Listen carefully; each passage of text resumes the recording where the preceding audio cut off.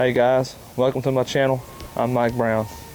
Today I'm going to show you how I smoke beef ribs and how I run my fire for the first 3 hours of the smoke to get better smoke flavor and to get the bark set. Stay tuned. Alright, so we got our beef dino ribs here. We're fixing to open them up and get these seasoned up.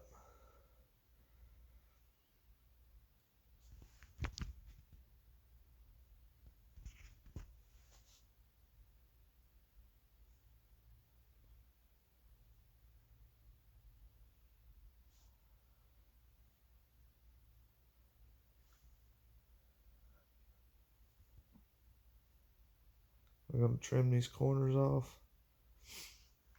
We don't want no pointy edges on anything in that 250-gallon smoker because it will burn. Alright, so those are trimmed up. Very little trimming. Look at them marbling in them beef ribs. They're beautiful. These are going to be some good eating here. So for today's binder, I'm going to be using a binder that is 1 part mustard, 1 part Worcestershire sauce, and 1 part white vinegar, all mixed together. It actually didn't taste too bad either, but it's not going to impart no flavor on the meat. But here's the binder.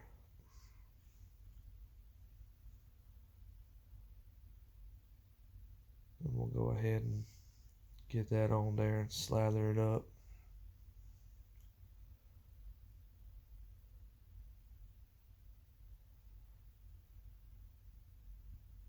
Get it rubbed in there real good.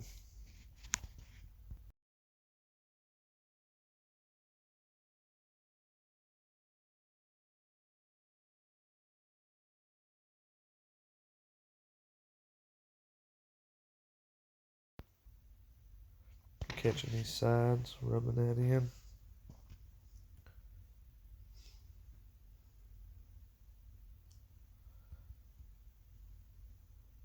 Catch all the sides. Don't forget about the sides, because the sides will get seasoned in this video.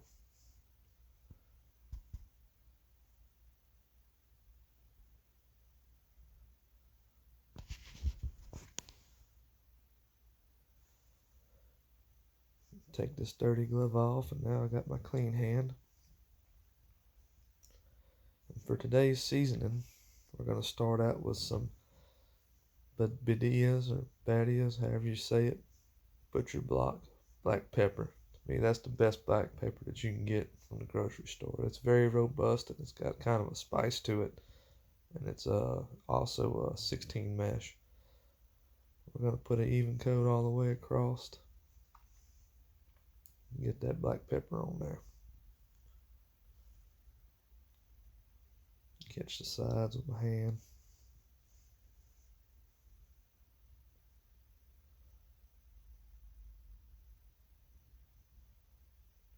Don't forget the sides.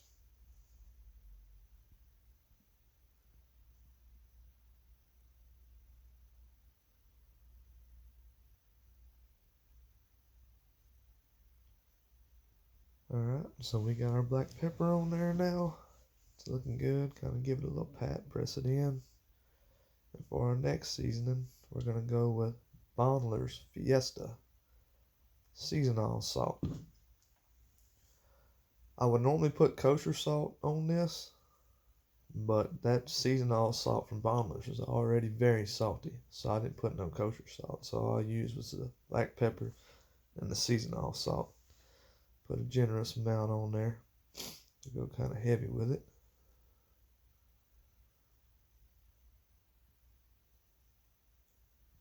Still technically salt and pepper, but I like the Bondler's better than I like the Lowry's. It's got actually way more flavor. Give it a good old pat in. Ain't nothing wrong with patting your meat. Need it every now and again. Don't forget the sides.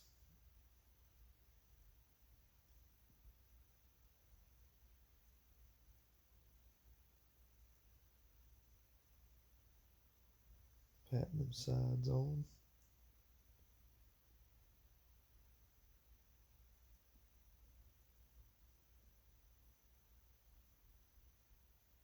And another note, I don't season the bottom of beef ribs because the membrane's on it. You're not going to eat that membrane.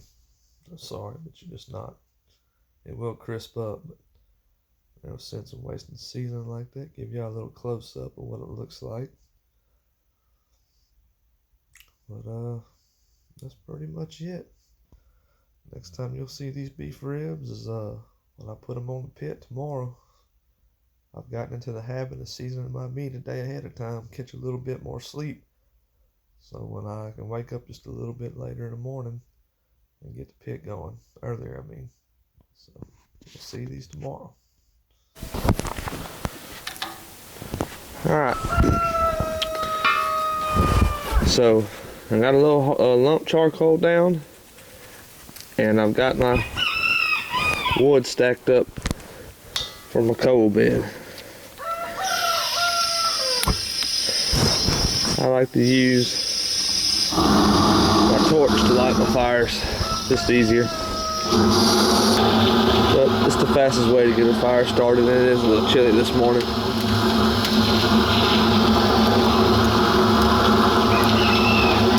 So like I stated before, I like to put a little small slit in the middle, put my thicker ones on the outside. And on this one here, I got a bunch of thin wood stacked up so to catch quick. I've already got the lump charcoal down, so I can get by with it and still have a decent coal bed by the time this is all burnt down.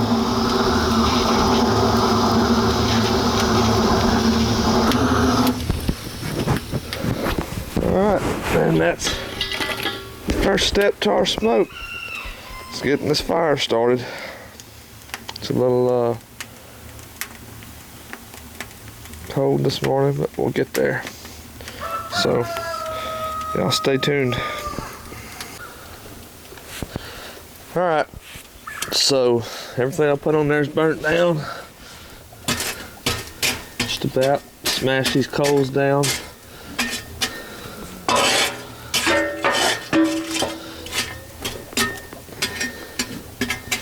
Now it's time to start the base.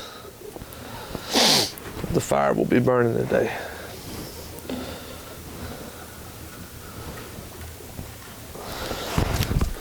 So we'll start out with these two logs. These are my greener splits. That's what I like to start with to get my smoke flavor going. Yo, that's hot. And I'll come back. Put me two right here, like so. You can give those a minute and let them catch, which they will. They'll take off. That coal bed screaming hot. Once that's good and caught, I'll close that up, and then my meat will go on shortly after. Like I said in this video, I'm gonna bring y'all through the first 3 hours of how I do things to get my bark set and get the most smoke flavor, good smoke flavor on my meat, which in this video will be the beef ribs. So here in about 10 minutes, let this burn just a second, I'll be going ahead and putting my meat on. Stay tuned. This video is about beef ribs, but I also got 2 briskets that I'm smoking for some neighbors. Look at that pretty brisket. First one's gonna go right back here against the wall. It's a bigger brisket. There's more heat back there against that wall than there is against the door. So that big brisket will go back there. Then I got another little old brisket for a co-worker. Pretty old brisket. Gonna go right there beside it. There's about an inch gap in there. Then my beef ribs are gonna go right here. That's where I want my beef ribs at, with the big bone facing toward the fire. This video is about the beef ribs. And this is what they look like after laying up with seasoning on them all night and prepping them the day before. The Bondler's seasoned salt soaked in and the peppers adheres to it. It's gonna make a real good bark. So I will not open this smoker again for another 3 hours till my bark is set on all of this. For the next 3 hours, I'll be watching my fire and managing it, and I'll bring y'all in for some fire management tips and that also. So stay tuned. Alright, so as you can see in my fire, my channel logs are completely gone. Kind of getting a late start on it, but I set the camera up. And it's time to rotate these 2 logs on top and make them my channel logs. But what I was telling you guys about the other day about an oversized firebox is if I want to move this up, take a little heat off my fire like that, I can, or I can move the whole coal bed back like so. These wood splits, I'm using some red oak up front, the last dry red oak I got. They're a little heavy in moisture, they're about 25%, but I like to use my greener logs up in the front for smoke flavor. So we're gonna flip this log up like that with the shovel, and we're gonna turn this log sideways like that. Kind of smash it down in there. This log that's not quite burned up, we'll put it right there in the middle. Then we're gonna put that log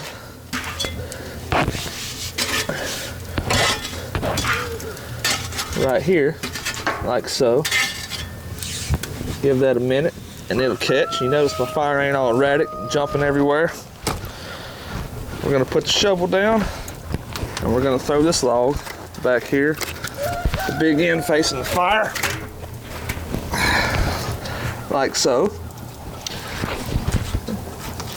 And we're gonna do the same with this log, just like that. And then, as I've stated in previous videos,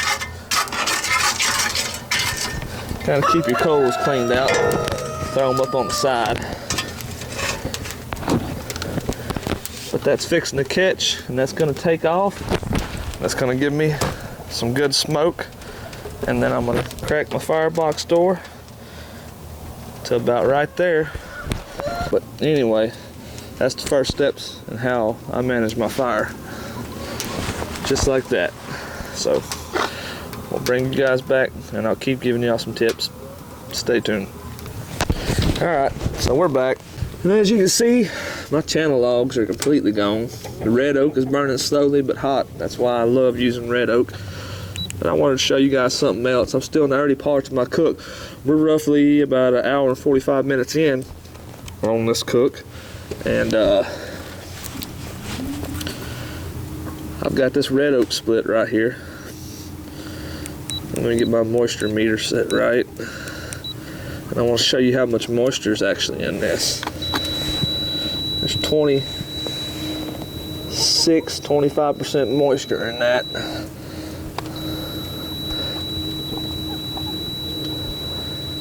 But I like using these heavier, greener splits when my fire is real hot and burning good.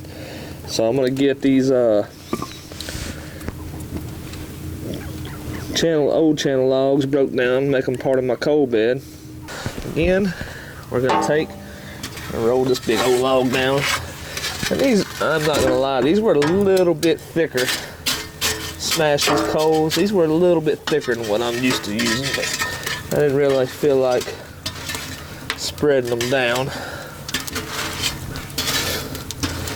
Kind of smash it down in there. Take this guy, move him on in there. Put your thick ends in the middle. Well, I didn't do it on that one, but that's what I normally like to do. Clean out the front. Throw them up on the sides like that. And now we've got 2 channel logs that'll last a while, because again, we'll put thicker logs on there, and we'll put our greener red oak on. Put one right, and we're gonna put another one right here in the front, like so. And now I got them on there. They're spaced a little bit far apart because of friction. You don't want to have them too close together. It'd be a erratic fire. Right now that fire is low and slow. We got good airflow in there, and that's going to burn beautifully. And we'll crack our firebox like that. But I repeat this process throughout the fire, the whole life of the fire, going back and forth, back and forth. And when I wrap, I put a little bit more on there and let it ride a little bit longer. so I'm not worried about dirty smoke, and if the heat goes up a little bit, the wrap protects it, kind of cooks it quicker. My typical brisket cooks, I start out around 250, 275, then I finish out about 300, 325. So with beef ribs, same difference. This video is about the beef ribs. So hour and a half in, messing with our fire again. And I just wanted to show y'all how I do all that. So stay tuned.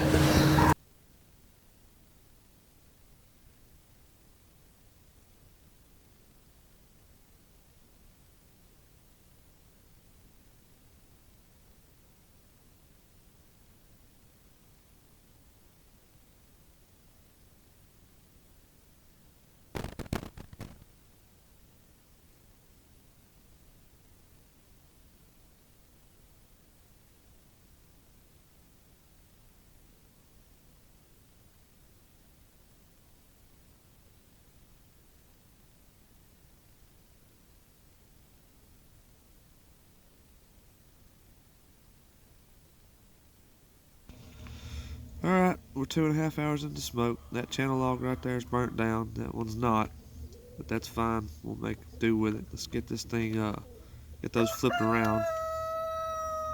Roll this log back up, just like we've been doing. Smash that burnt channel log down. And, I bumped my camera. Oops. And get this one turned around. It'll be my new channel log on that right side. And it's taking off, which is a good thing. Got that cold bed going good. Got it going our way. And in case you're wondering about the shovel sounds, I'm having to voice this video over because my microphone died right when I started it. So I'm voicing it over on my phone before I post it. We'll get this this log moved up over there in the back. Got that other channel log that's burning in the middle, and I like doing that because it helps the fire keep going, especially when you're using this greener wood. And I do like to pick them up like that, get the bottoms kind of lit up on them. Keep your front cleaned out for air flow to get up in the coals. And I'm gonna move my fire up a little bit here. Alright, I just wanted to bring you in. The fog is cleared out over here. Space in between them splits. I wanted to show you my smoke. You can see it now. Yeah, we'll throw our logs on. Still a little bit of a heavy smoke, but it's a clean smoke. Still using the greener splits up to this point. This will be the last one time I put these greener splits on. This is picking up on camera or not, but it should be. Let's get far back and see. I'll start using my drier ones because the meat's not going to take in as much smoke as it was taking in. I don't know if you guys can see that or not. Get the store closed, and we can make it 30 minutes. Stack right there. At the meat. Stay tuned.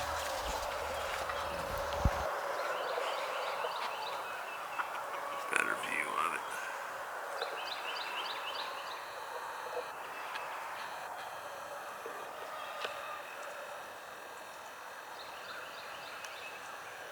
It is a beautiful day today, though. I will give it that. Yeah, you can see the smoke coming out now.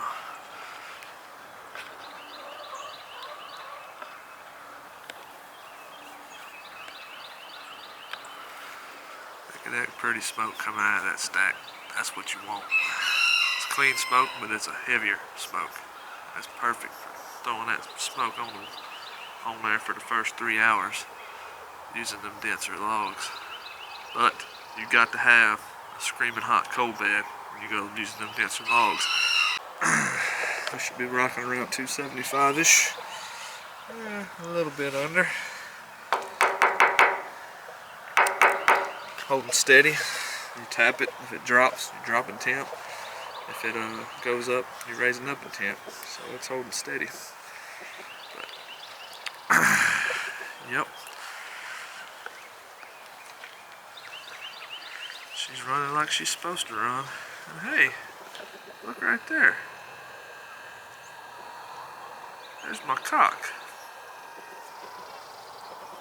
My cock over there, my yard pimp, doing his thing.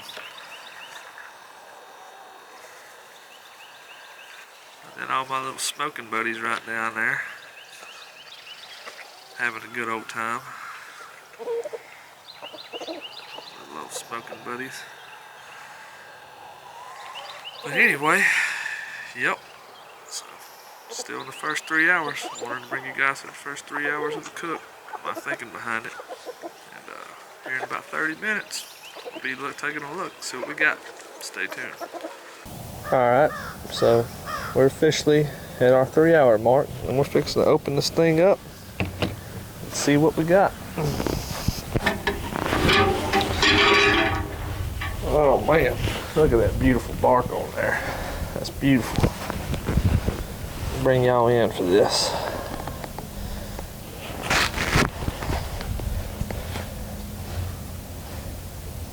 Those beef ribs are looking damn good. Got good bark on it. The brisket has good color. But them beef ribs look good. They starting to pull back. Nothing's crisping up yet. Well, there's a little crispy end on that brisket right there. It's starting to curl up, but that fat was a little thin, but my buddy didn't want too much of his brisket trim, which is understandable. It's expensive right now. This is looking good. So it looks like I may have to go ahead and full tip some of the points, keep the excess heat off. But getting smoked out here. At this point, I'll start checking on this every hour. Make sure nothing's burning, everything's cooking the way it's supposed to cook. So I'll be bringing y'all back every hour. Again, this video is actually about the beef ribs, but I got 2 briskets on there too. So I will bring y'all back here in a little while. Stay tuned. Alright guys, so we're now officially at the 4 hour mark of the cook. Let's see what we got. Really smoky. Beef rib is looking good. I'll bring you guys in for a close up on that.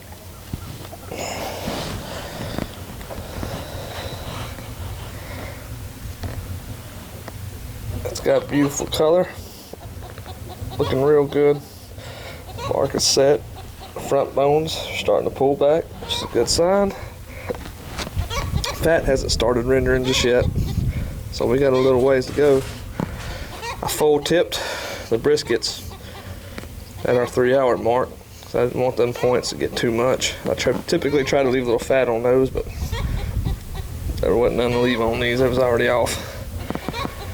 So, but anyway, beef ribs to start this video. So that's what our beef ribs looking like. We're pulling a little bit, which means probably in the stall. I've got briskets down to a feel, but I don't have beef ribs down to a feel yet. I mean, with that membrane on the back of there, it's kind of hard to tell. So I check for probe tender on the beef ribs, and normally probe tenders about 190, 195 on them. So, but I am going to start spritzing here at the 4 hour mark.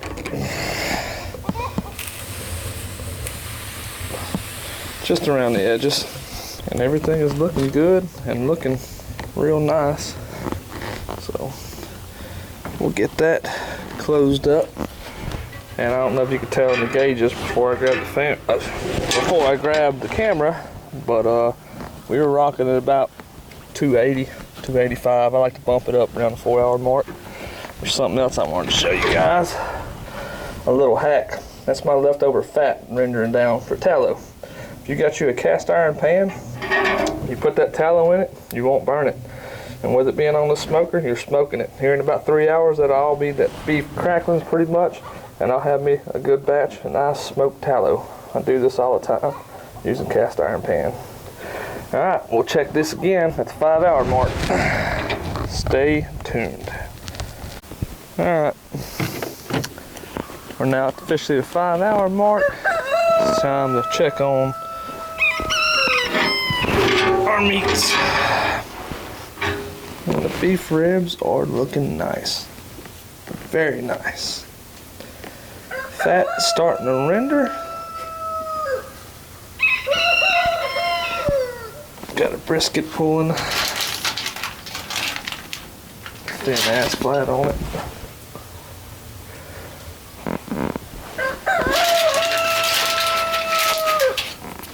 I bring you in for a close-up on the beef rib.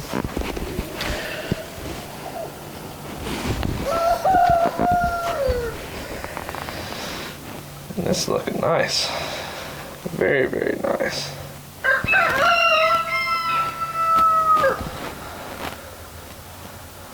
Fat is starting to soften up on top. Our bones are pulling back more and more every time we open it. It's looking good. This is 5 hours in. I estimate this could take about 7 to 8 hours. So we're still releasing moisture though, so we're in the stall. When all this moisture quit coming out, it means we'll be out of the stall. So go ahead and give everything a little spritz. Just on the edges.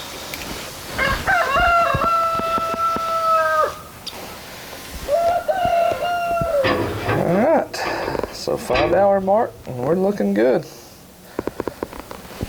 Close this thing back up.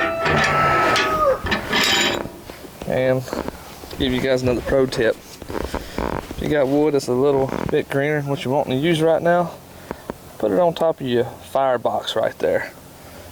And the bottom of it will be dried out and it'll catch a whole lot easier and burn. Just a little tip. Most people probably already know that, but I'll bring you guys back at the 6 hour mark. Stay tuned. Alright, so we're at the 6 hour mark. Let's see what we got. Oh yeah, that's beautiful. Ooh, it's rendered. So, as you can see, it looks good. I'll go ahead and get an internal temp on this.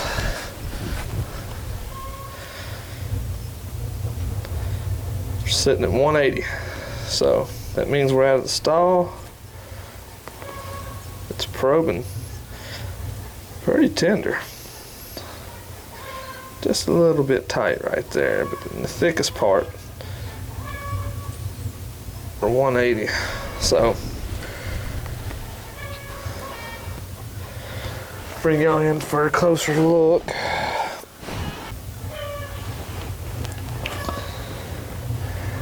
.183.2 at the thickest part of it.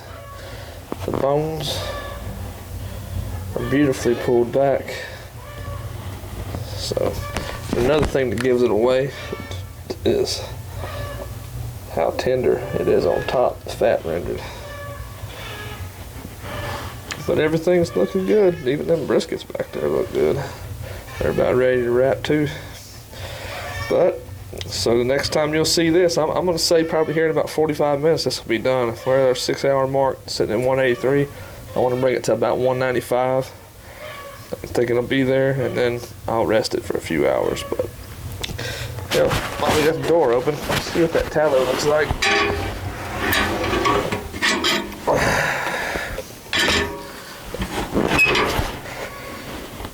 Yeah, the tallow is just about rendered. I'll be taking that off here in a minute too. Use it for them briskets. Alright guys, I'll see y'all in an hour.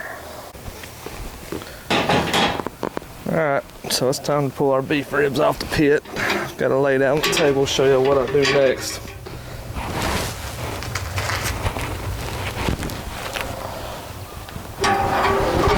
Bring them over here and set them on the butcher paper. Like so. And look at them. They're beautiful. Fat's rendered on top. These were probing at 195. They're pretty much done. They are going to carry over. I'm going to take some beef tallow. Pour it a little bit over the top of it, like so. It's the stuff that I rendered down earlier that y'all seen in the cast iron skillet. And it's picked up a lot here in the last couple minutes. We got a little beef tallow on there.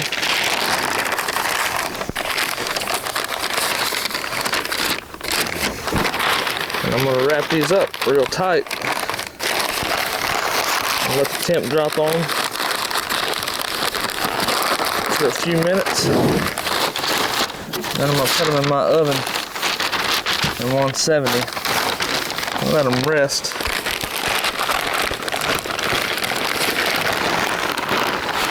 Until I get ready to eat them.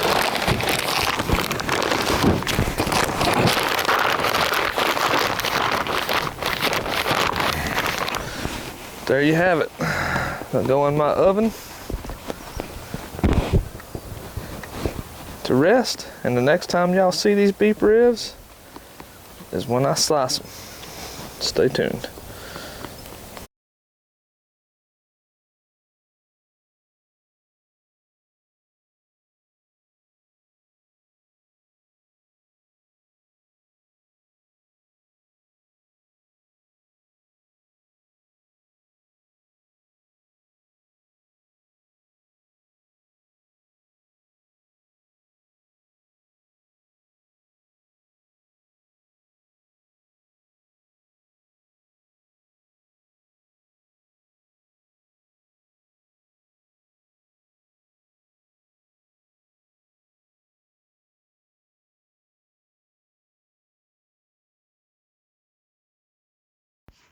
Alright, I'm voicing this one over because it was loud. There was too much going on. But that's a beautiful beef rib right there.